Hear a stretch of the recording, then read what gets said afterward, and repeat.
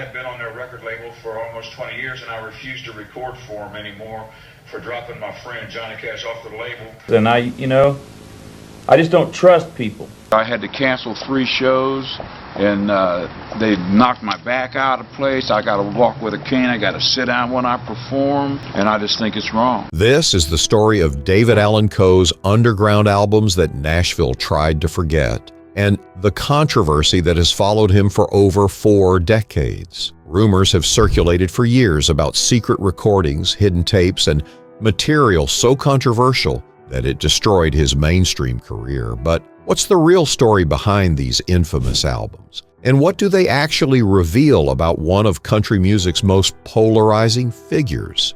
Right at about 47, I filed bankruptcy a few years ago. I just think what they did was wrong, and I'm not going to drop I it. believe in realism a lot more than probably they do. My morals are different. David Allan Coe sparks debate wherever his name gets mentioned. Some call him an outlaw country legend who wrote #1 hits and pushed boundaries, while others see a cautionary tale of talent squandered on excess. The truth turns out to be far more complicated than either side wants to admit. Before the controversy, we need to understand who David Allan Coe was when everything still seemed possible. Where did you go wrong? I think, I went to reform school when I was 9 years old, and I grew up in institutions. Born September 6, 1939 in Akron, Ohio, Coe spent much of the 1950s cycling through reform schools and correctional facilities, and he even claimed to have faced execution for an incident with a fellow inmate, though nobody's ever confirmed that story. When 1967 rolled around, Coe walked out of prison and moved to Nashville with a dream and nothing else. A 1930s black hearse became his home, and he parked it right in front of the Ryman Auditorium, home of the Grand Ole Opry, where he performed on the street until someone finally noticed. Penitentiary Blues, his debut album, came out in 1969 and pulled directly from his years behind bars. The early 1970s brought Coe's real breakthrough as a songwriter, and by then, he claimed to have written thousands of songs.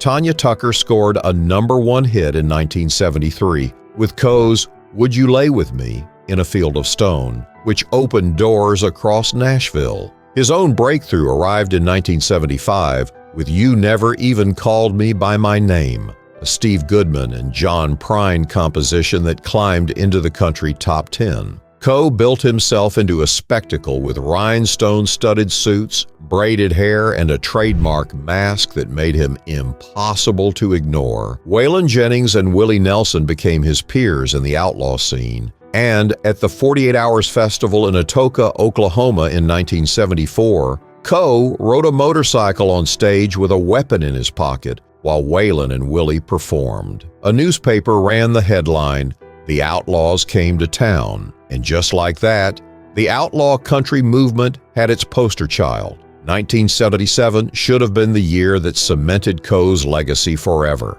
Johnny Paycheck recorded Coe's song, "Take This Job and Shove It," and it became a massive #1 hit that crossed over onto pop charts and turned into a movie title, with Coe appearing in the film. Everything pointed towards superstardom, but just a year later, Coe made a decision that changed everything. In 1978, David Allan Coe self-released an album called "Nothing Sacred," but you couldn't walk into a record store and buy it. Radio stations never played it, and your local music shop had never heard of it. Instead, biker magazines carried the advertisements, and fans had to mail order it directly.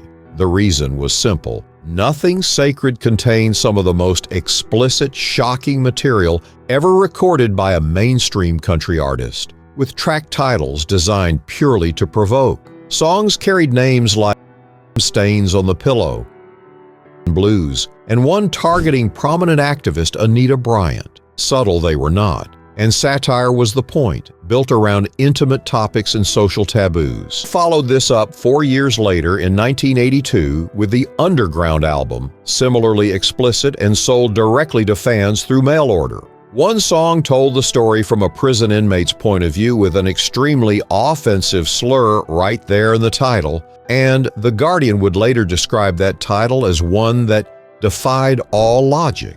Neither album appeared in stores or received any airplay whatsoever. Word of mouth passed them around through copied tapes, burned CDs, and eventually in the 2000s through file-sharing services. Coe himself rarely performed these songs live and eventually dropped them from his act entirely, but the damage was already done. Critics labeled Coe the most offensive songwriter of his era without hesitation. The New York Times ran a 2000 profile by Neil Strauss, describing his material as among the most objectionable ever recorded by a popular songwriter, and the Nashville establishment that had been warming up to this reformed convict turned hitmaker turned its back for good. Following the Underground album's release, Coe found himself confronted about the content in press interviews and protests, and the accusations were serious, focusing on the explicit language, and particularly that song with the slur in its title.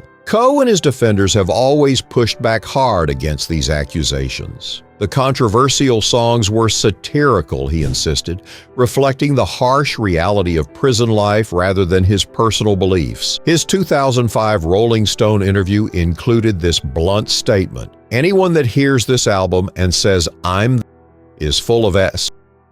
The slur was prison slang he picked up while spending time with black inmates, Coe explained, and he pointed out that his band's drummer was also black. These songs were never hidden or disguised, he emphasized, because they were humor, dark humor, born from a dark place, not political statements about anything. Coe also fought hard against misattribution, and he's always denied ever recording under the pseudonym Johnny Rebel, a known supremacist singer. Some people tried to connect him to those recordings, but Coe stated clearly, "I think those people are just ignorant. I've never recorded under any other name but my own." His family backed him up without reservation. Tyler Mahan Coe, his son who hosts the acclaimed music history podcast and Rhinestones, publicly stated, "David Allan Coe is not a white supremacist." Tyler even said that if someone showed up at his father's show wearing Klan robes, they would get the kicked out of them.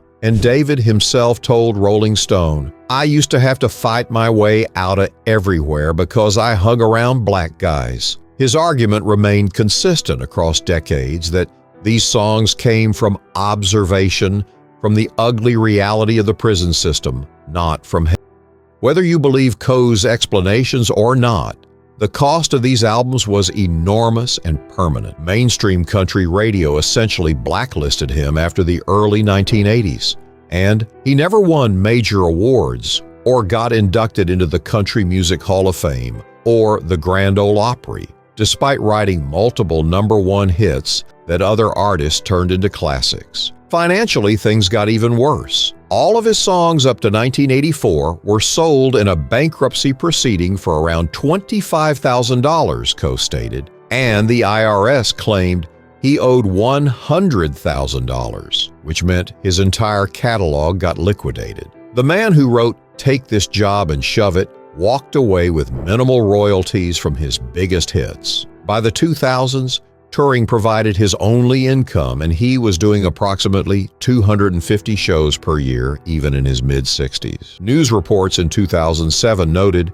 he owed over $300,000 in back child support, and the controversy followed him everywhere, closing doors that should have been wide open for a songwriter of his caliber. Now here's where we need to separate fact from fiction, because in recent years, particularly around 2025, online rumors have circulated about hidden tapes and newly leaked interviews that supposedly reveal even more shocking material or confessions from Coe. Social media posts and certain websites claim that secret recordings exist proving various things about his past. What you need to know is this: these claims are unverified. No mainstream outlet has confirmed them. No reputable news source has authenticated any hidden tapes, and the research document marking these claims as unverified did so because they lack confirmation from authoritative sources. This matters in an age where misinformation spreads faster than truth, and we have to be careful about what we believe.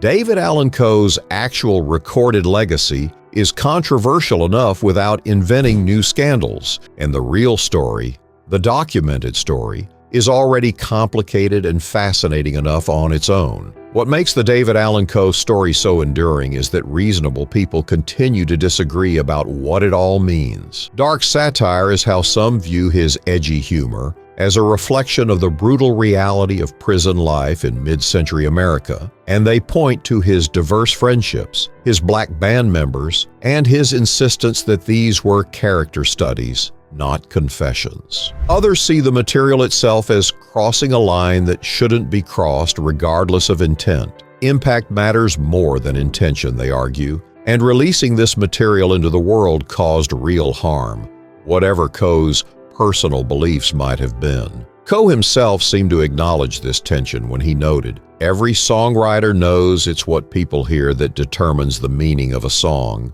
He understood that once you release something, you can't control how people interpret it. The Nashville establishment made its choice and shut him out, but his fans, particularly in the outlaw country niche, never abandoned him. Coe represented something authentic to them, someone who refused to be tamed or controlled even if it cost him everything. Despite being shunned by mainstream country, Coe never stopped making music, and the early 1980s brought a brief chart comeback with The Ride in 1983, which reached number 4, followed by Mona Lisa Lost Her Smile in 1984. Both made the country top 10, and it seemed like maybe, just maybe, Nashville was ready to forgive. Acting alongside Johnny Cash in television movies came next, including The Last Days of Frank and Jesse James and Stagecoach in 1986. But Coe's next major collaborations came from outside the country world entirely. The 1990s and 2000s brought work with Dimebag Darrell of Pantera and Dimebag's brother Rex Brown, and they recorded a heavy metal country fusion album called Rebel Meets Rebel, finished around 2002, but released posthumously in 2006 after Dimebag's passing. Kid Rock became one of Coe's most outspoken fans, and his 2000 song American Badass name-checked Coe while Coe opened shows on Rock's tour. The two co-wrote Rock's track Single Father, which appeared on Rock's 2003 album, and these collaborations introduced Coe to a new generation of fans who appreciated his rebellious spirit without necessarily knowing the full story.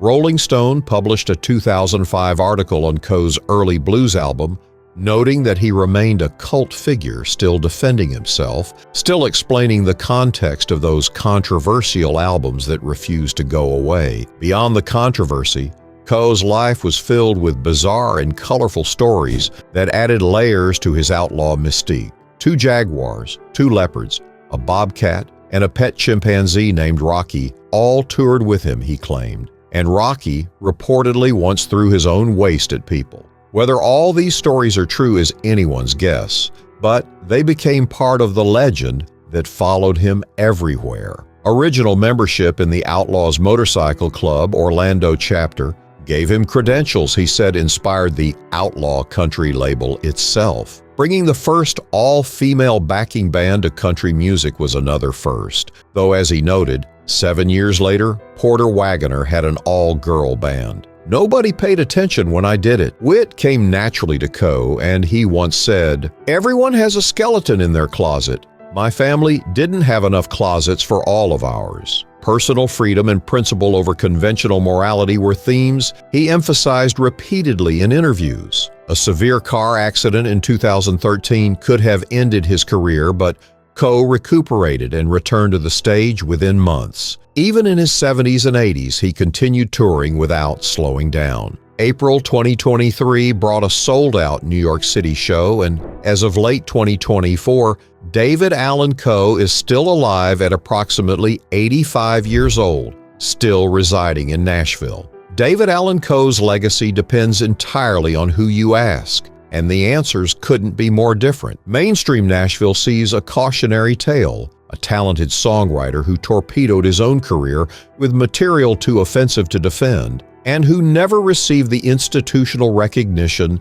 his songwriting arguably deserved. His fans see a genuine outlaw, someone who refused to be controlled by industry expectations or political correctness, and they view him as one of the last true rebels in country music history. Critics and activists see an example of how artistic freedom can be misused, how satire can become a thin excuse for perpetuating harmful stereotypes and language that causes real damage. The truth probably lives somewhere in the middle of all these perspectives. Genuinely great songs came from Coe's pen, and Would You Lay With Me and Take This Job and Shove It are country classics that nobody disputes. He also released material that many found deeply offensive, regardless of his stated intentions or explanations. Tyler's podcast, Rhinestones, has renewed interest in the outlaw era and brought new listeners to examine this